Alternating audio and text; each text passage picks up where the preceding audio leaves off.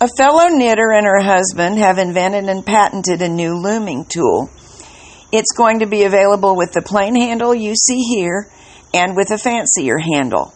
Here's a demo of how it works. I have exciting news for you today.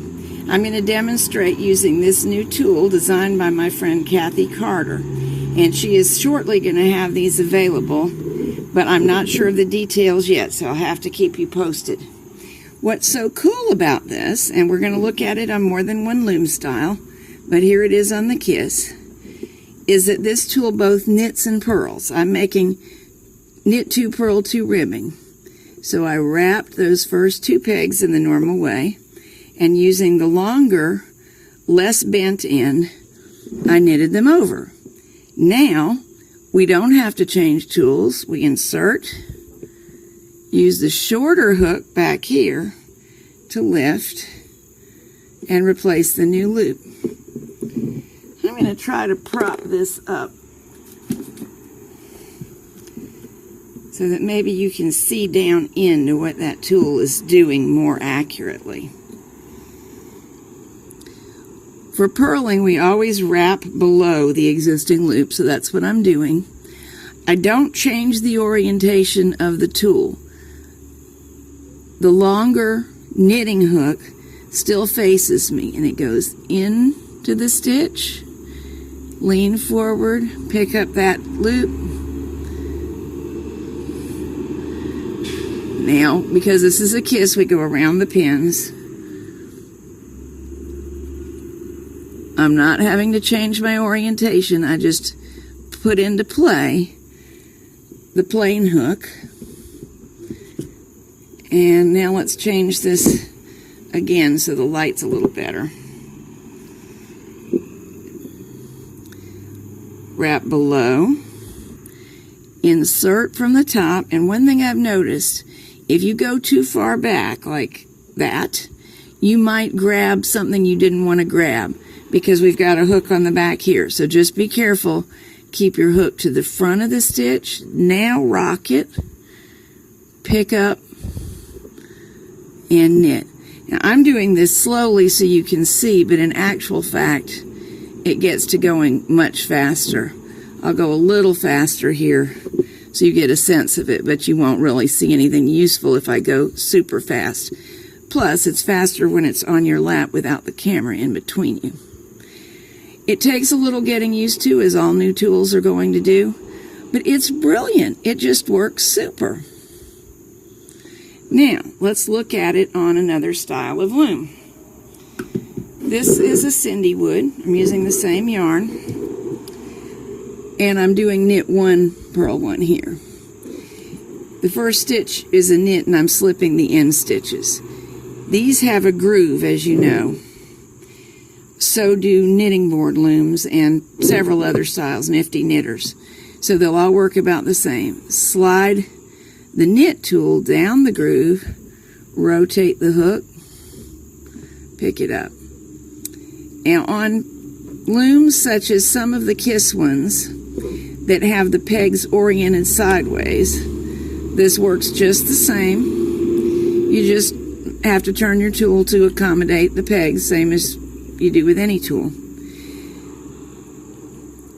The normal way of purling is to use a regular loom hook, and you have to do a much bigger wrist twist. So this, I'm finding, saves not only time but stress on the wrist, and it just works so well. On this style of loom, you don't have to concern yourself so much with staying forward in the stitch because you have no choice. There's a peg between you and the rest of the yarn. Okay, we should be doing a purl first after I slip that stitch. So let me talk you through it again. Run the knit hook right down the groove, rotate the bottom of the hook towards you, pick up a loop, replace it. Knit stitch. Do it normally using the knit hook. Purl stitch. Run down the groove, rock it so that the purl hook can come into play. Lift. It's just magnificent.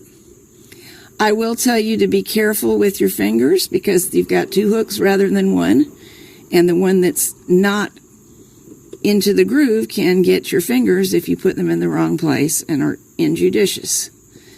But there's no need to hurt yourself. It's easily learned.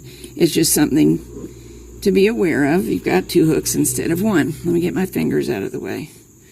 There's a good shot. Now, I am exaggerating the movement so that you can see it. You don't really have to pull the stitch out as far as I'm pulling it. Here's the more normal movement. And what I've been showing you, we'll do it on the next purl, is to exaggerate it so you can see what I'm doing better. And of course, you'll come up with your personal style. I'm extremely excited about this tool. I used it to make an entire scarf called the tongue-in-cheek scarf, which I'll show you a picture of. And I just did all this ribbing. I don't know that I spent more than half an hour on this ribbing. And that's pretty speedy.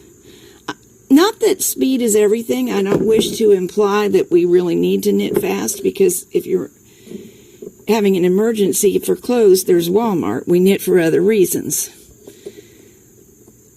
But it's nice to feel that you're progressing. That's, I think, encouraging.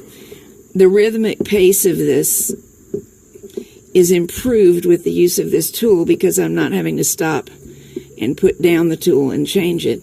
And I made myself a knitting and purling tool, but it wasn't like this one. I like mine too, but it's got the knit and purl hooks on opposite ends, which works well, but there's still that extra motion of flipping ends. So I think that when you have access to this tool, it's something that many loom knitters would enjoy. It is sharp. I don't think that you're going to want to offer it to small children who are learning to knit. I often teach youngsters to knit. I'm all for that, but I think a blunter tool is the first learning tool. That just makes safety sense. All in all, I think this is a brilliant tool. I can't wait till Kathy has them for sale, and I'm so thankful that she invented it. Here's my tongue-in-cheek scarf. Down the center of each tail, there's purling. Around the edge of each tail, there's purling. And all the way around the neck is ribbing, which of course involves purling. And it went much more smoothly and much faster than I would have expected because of using this new knit and purl tool. By the way, if you would like to try knitting this scarf, it only takes 23 pegs, and I have it on both my website and Ravelry for download.